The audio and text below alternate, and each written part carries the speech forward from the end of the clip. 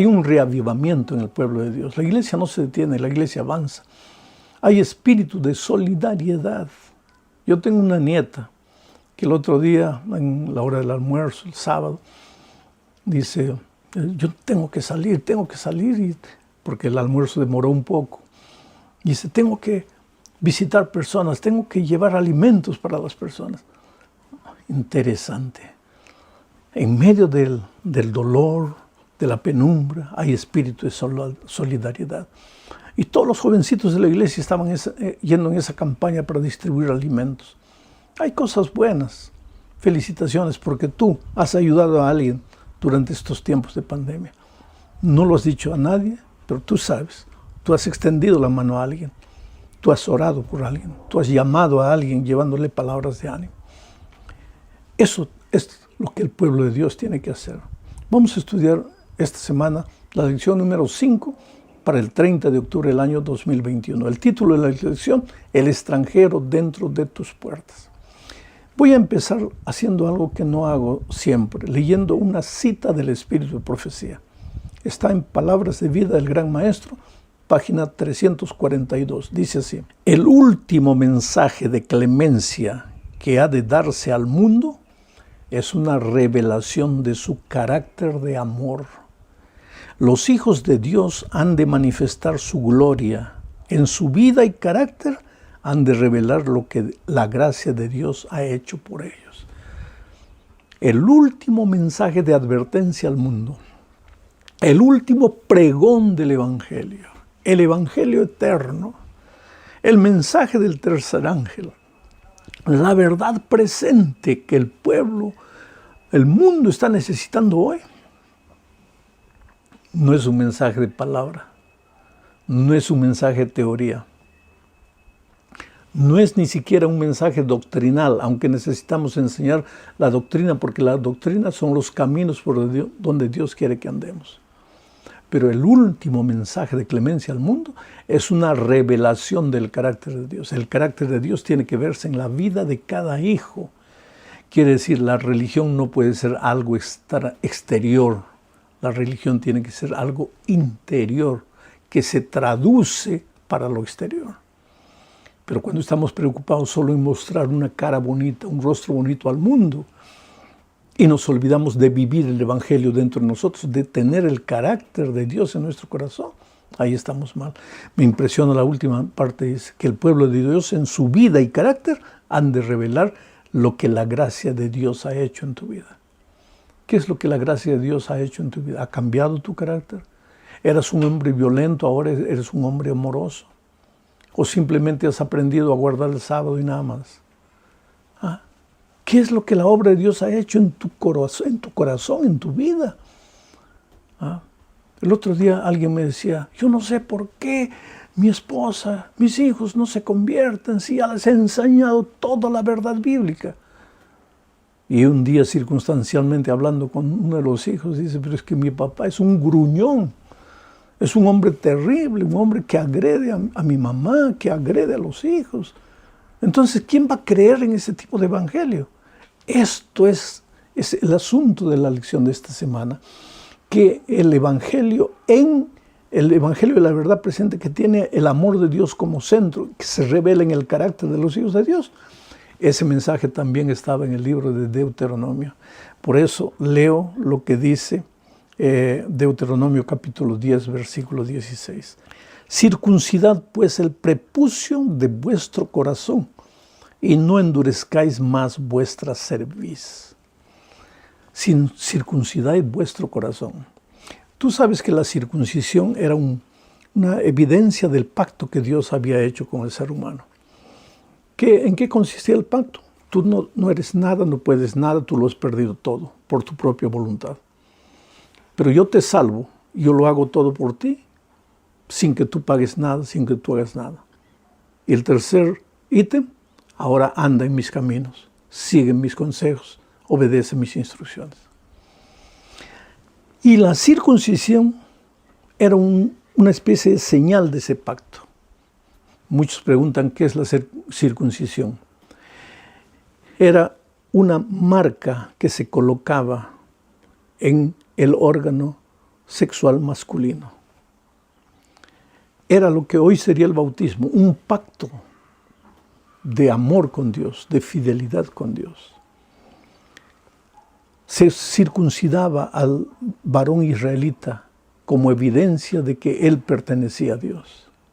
Y tú me vas a preguntar, ¿y por qué las mujeres no eran circuncidadas? Porque en la cultura de aquellos tiempos, que era la cultura patriarcal, el hombre representaba a la familia. Entonces, cuando el hombre era circuncidado, la familia era circuncidada. Más tarde, cuando ese hombre se casaba, su esposa, sus hijas ya estaban en el pacto porque el patriarca lo había hecho. La cultura ha cambiado, hoy es diferente. Pero entonces, viene Moisés y les dice, circuncidad vuestro corazón.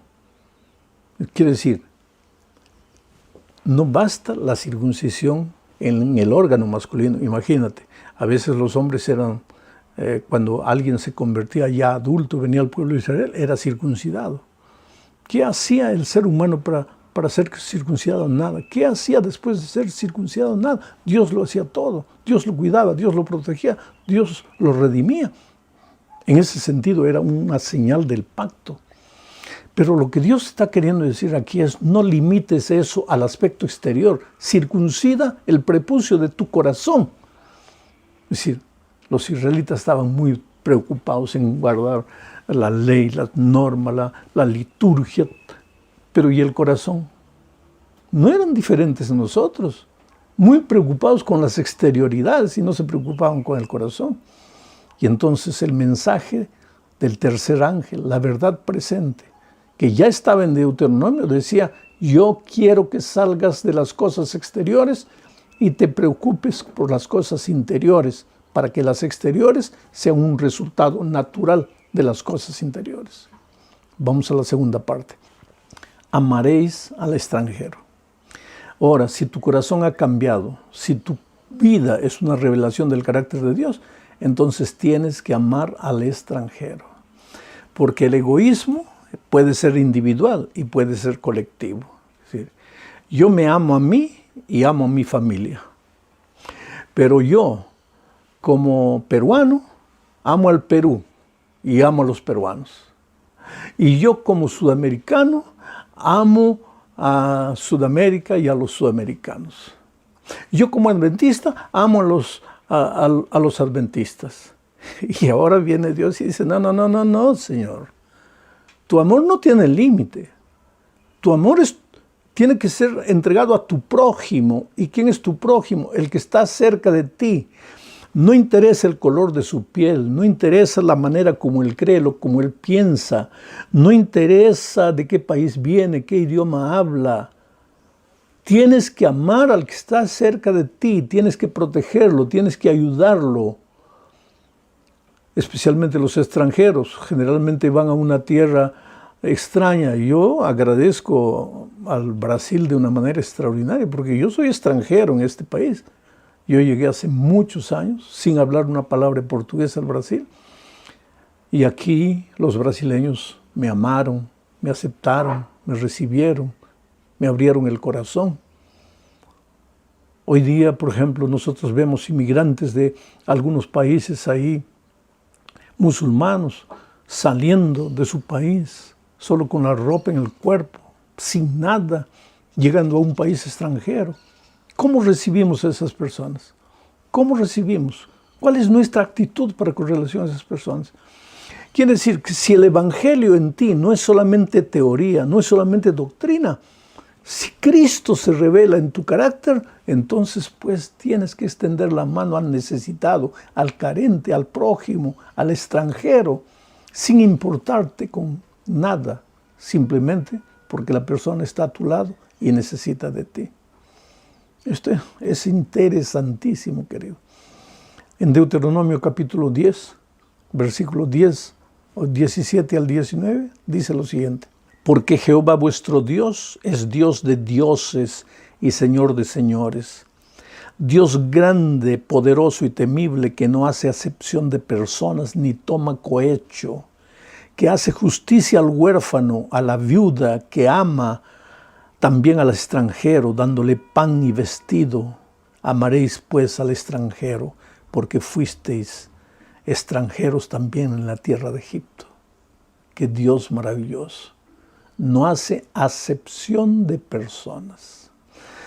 Aquí viene una pregunta interesante que mucha gente hace. ¿Quiere decir que Dios bendice al que no cree en Él, al desobediente, al rebelde, al miserable, al pagano? ¿Dios también lo bendice?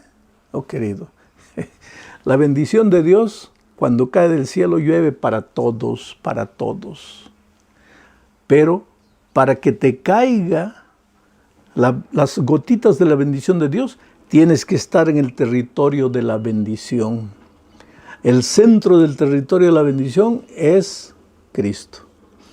Cuando tú te separas del territorio de la bendición, entras en el territorio de la maldición. Y este no es un asunto apenas exterior. Tiene que estar Cristo en ti, tiene que vivir Cristo en ti, tiene que revelarse el carácter de Cristo en ti. Tienes que salir del formalismo religioso para que estés realmente en el territorio de la bendición divina. Pero Dios bendice a todos, porque Dios ama a todos. Él no hace excepción de personas. Son las personas que se alejan de Dios y de manera natural entran al terreno de la maldición. Vamos a la tercera parte. ¿Por qué debes amar al extranjero? Dice, amaréis pues al extranjero porque extranjeros fuisteis en la tierra de Egipto. Aquí hay una lección interesante que vamos a detenernos a hablar. El pasado enseña. Si fuiste extranjero en Egipto en los años anteriores, ahora que eres libre, ¿cómo debes tratar al extranjero? Si fuiste un pecador miserable antes, cuando no conocías a Cristo, ahora que conoces el Evangelio, ¿cómo debes tratar al pecador miserable? Debes ayudarlo, debes extenderle la mano. ¿Cuántas veces debo perdonarlo? 7, 70 veces 7. Pero el otro día vino una señora y me dijo, mire, pastor, yo sé que mi esposo me ama y yo lo amo, es el padre de mis hijos. Pero me golpea tanto que un día decidí separarme. Pero después vino arrepentido, llorando, y me pidió una segunda oportunidad. Y yo le di. Y volvió y me golpeó de nuevo. Y entonces me separé. Y él llorando algunos meses después vino. No puedo vivir sin ti, no puedo vivir sin los hijos. Entonces lo acepté de nuevo. Un mes, 2 meses, pues me comenzó a golpear de nuevo. Y ahora me separé definitivamente. Ahora viene llorando todos los días. Dame una nueva oportunidad. Tú eres una mujer cristiana. Tú tienes que perdonar 70 veces 7. Sí, querido. ¿Cuántas veces tienes que perdonar al que te hizo mal? A un amigo que te traicionó. A una persona que fue mala contigo. ¿Cuántas veces tienes que perdonarla? Infinitamente. 70 veces 7. 1000 veces, 1.000.000 de veces. Pero perdonar no quiere decir permitirle que vuelva a tu círculo de amistad para seguir haciéndote daño, que vuelva a ser tu esposo para que te siga maltratando. Eso no es perdón, eso es permisividad. Dios es un Dios de perdón, Dios no es un Dios de permisividad. ¿Entiendes? Entonces, ¿te ofendieron? Aprende a perdonar. ¿Por qué? Porque tú ofendiste a Dios y Él te perdonó. Y te perdonó una vez y otra vez y otra vez. Y siempre está dispuesto a perdonarte. Vamos a la cuarta parte de este estudio. Juzgad justamente. Quiere decir, si tú revelas el carácter de Dios en tu vida, ¿vas a juzgar mal a tu hermano? ¿Vas a ejercer la justicia egoístamente? ¿O vas a administrar justicia con sabiduría? Mira lo que dice Deuteronomio 1:16. Y tomé a los principales de vuestras tribus, varones sabios. Quien está hablando es Moisés, al pueblo de Israel, y le dice, y tomé a los principales de vuestras tribus, varones sabios y expertos, y los puse por jefes sobre vosotros, jefes de millares, de decenas, de 50 y de 10, y gobernadores de vuestras tribus. Y entonces mandé a vuestros jueces diciendo, oíd, entre vuestros hermanos y juzgad justamente entre el hombre y su hermano y al extranjero. No hagáis distinción de personas en el juicio, así al pequeño como al grande oiréis. No tendréis temor de ninguno, porque el juicio es de Dios, y la causa que os fuere difícil la traeréis a mí y yo la iré. Ya en los tiempos de Israel se administraba con injusticia, y hoy día se administra con injusticia. Pero en el pueblo de Dios, la justicia debe ser administrada con sabiduría. Sí, en nuestro carácter se revela el carácter de Jesucristo. Por eso leí la cita primera del Espíritu de Profecía, porque el último mensaje de clemencia al mundo, la verdad presente para el mundo, el fuerte pregón para el mundo, es una revelación del carácter de Dios al mundo. A veces personas cuyo carácter no ha sido transformada a la semejanza de Jesús son las primeras en querer denunciar el pecado de todas las iglesias. No, querida. La mejor manera de predicar no es con la palabra, es con la vida. Vidas transformadas. Gente humilde, gente mansa, gente que refleje el carácter de Jesucristo. Yo, como pastor, muchas veces tuve momentos difíciles en mi vida y también necesité de consejo. Había un pastor que ya falleció y cada vez que yo hablaba con él, me parecía que yo estaba hablando con Jesús. Qué manera dulce de hablar, mansa. Y un día le pregunté, pastor, ¿cuál es el secreto para ser como usted es? Él me dice, hijo, yo no sé. Le dije, ¿cuánto tiempo usted pasa a solas con Dios? Y él me dijo, no sé, hijo, ahora que estoy jubilado, unas 5 o 6 horas orando, estudiando la Biblia. Cuando trabajaba era menos, pero pasaba más 2 o 3 horas por día con Dios. Ahora entiendo. En esa convivencia, el carácter de Jesús se reprodujo en la vida de ese hombre. Y tú sabes que yo hoy día puedo ver pastores, compañeros de trabajo, hermanos de la iglesia, que son hombres, mujeres de Dios. Se ve que esa gente pasa tiempo con Dios. ¿Y por qué se ve? Porque se revela en sus palabras, en sus actitudes, en su manera de ser. ¿Los miembros de la iglesia administran con justicia? ¿Los líderes de la iglesia administran con justicia? Va a depender si son hombres y mujeres de Dios o no, si reflejan el carácter de Dios o no.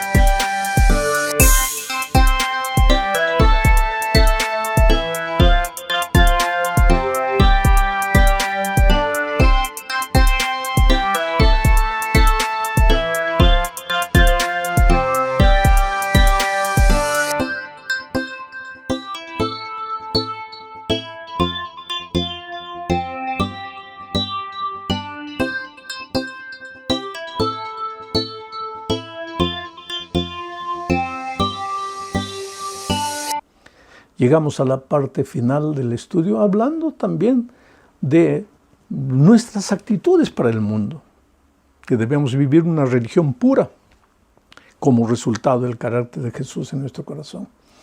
Son consejos varios. Leo Deuteronomio 24, 10 al 15. Dice, no des a tu prójimo algo en préstamo, no entres en su casa para recibir algo en prenda. Quédate afuera y deja que el hombre a quien hiciste el préstamo sea quien te entregue la prenda. Si ese hombre es pobre, no retendrá su prenda durante la noche, sino que sin falta se la devolverás al ponerse el sol. Así él podrá dormir con su ropa y te bendecirá, y delante del Señor tu Dios se te contará como un acto de justicia. No oprimas al jornalero pobre y menesteroso, ya sea uno de tus compatriotas o algún extranjero de los que habitan en tu tierra y dentro de tus ciudades. Le pagarás su jornal el mismo día, antes de que se ponga el sol, pues ese hombre es pobre y necesita su paga para vivir. De lo contrario, pedirá ayuda al Señor y esto será un pecado en tu contra. Aquí hay lecciones para sacudirnos, querido. El préstamo, la prenda, era costumbre de esos tiempos. Hoy también existe, pero en esos tiempos era frecuente. Una persona necesitada iba, pedía dinero y dejaba como prenda algo. ¿Y qué le dice Dios al pueblo? Si alguien te deja algo en prenda porque le has prestado dinero, cuando no te pague y tú vayas, no entres a la casa y le digas, me estás debiendo dinero, aquí está tu prenda, dame el dinero, haciéndole pasar vergüenza delante de la gente. No, no, no, no. Espera que él salga.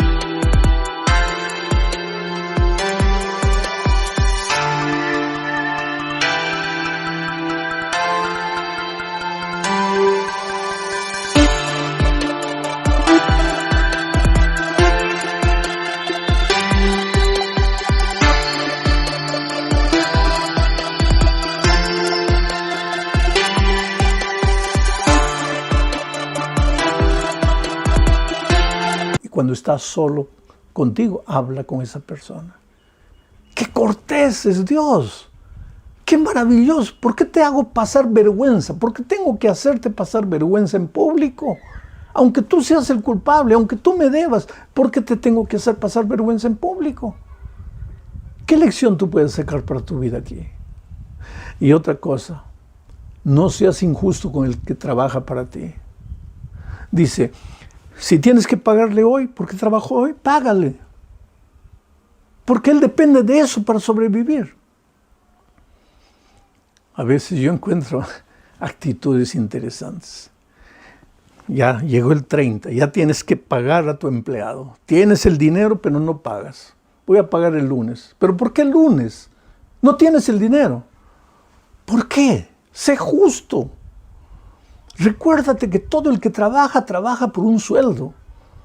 Y necesita su sueldo. Y si tú tienes empleados, sé justo, paga en día, paga a tiempo, a no ser que no puedas. Entonces reúne a los trabajadores, explícales la situación. Pero no que tengas dinero guardado y seas injusto con el trabajador. Y si tienes que pasar, tu trabajador tiene que pasar hambre, pues que pase hambre tu familia también, todos juntos. Pero tú no puedes abusar del carente, del necesitado, del que te dio su vida durante una semana para trabajar para ti. Ahora, querido, esto no es que tú no puedes, tú puedes. No, esto se trata de carácter. Si Jesús vive en ti, pues tú vas a tratar a las personas como Jesús.